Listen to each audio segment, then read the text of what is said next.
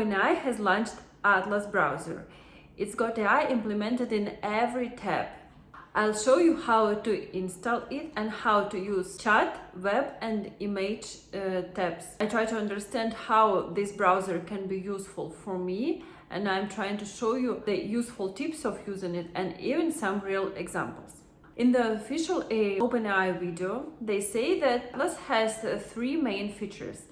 It follows you everywhere, it can search your browse memories, and it even has an AI agent that can perform some actions for you.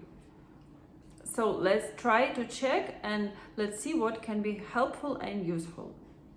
First, we must install Atlas browser to your computer. I have Mac computer, so I download the Mac version to my laptop. I search Google Atlas browser, click on their official website and click download button. After that, I just install browser to my Mac, sign in with my ChatGPT account and just start using it. Let's try to write the request, create an email signature for me, and let's see what it offers in different tabs.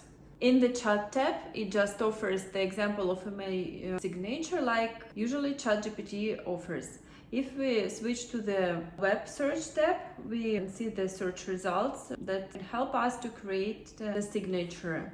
And as well, we can find something in the image and video tabs. So let's take a little closer look to all the tabs.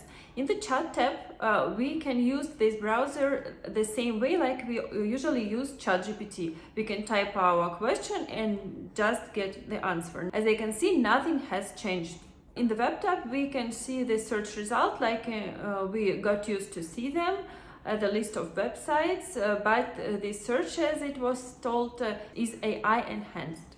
In the image tab, we just see the images we were searching for. In terms of ChatGPT following you everywhere in the tab on the right of the screen, yes, it can be very useful. So when you search something on the website and you have a question, you don't have to switch between tabs. You can just ask in the window that's on the right of your screen and get the answer instantly and keep reading or doing something that you were doing on this web page. That will definitely save time for some tasks. Number two, the feature that I really like and that will really save a lot of time. But for me, unfortunately, it didn't work for all the websites. I tried to summarize information that's written on the web page.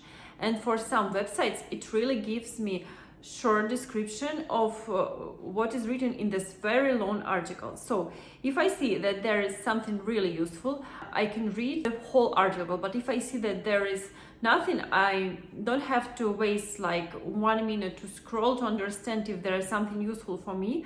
I can just ask ChatGPT, summarize, and it will show topics on this web page in this article, and I'll see if I need to read it more detail or I need to search for something else.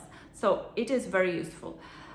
This is the feature I think I will use this browser for. Let's try to understand whether we should use this browser or not. I definitely think that we should give it a try, because it can save time in searching, in reading long articles, summarizing them, and sometimes you can ask ChatGPT right when you read something and get new questions. So yes, we should give it a try. I haven't tested the feature that can search your browsing data, but definitely it can be useful. Sometimes you search for something a month ago, then you forget about it and then you have to start searching again. This browser, it solves this problem. Helped me to find information I was searching a month ago about writing marketing emails, and it can find tabs that you were looking for. So I think that we should give it a try. Of course, it needs improvement because I got a few mistakes during search. I asked it to summarize and it didn't do this on all the websites, so they need improvement. But I think it will really get better and it will really change the way we interact with the internet and with web browsing. Don't forget to like, subscribe and hit the bell for more AI tips and tools.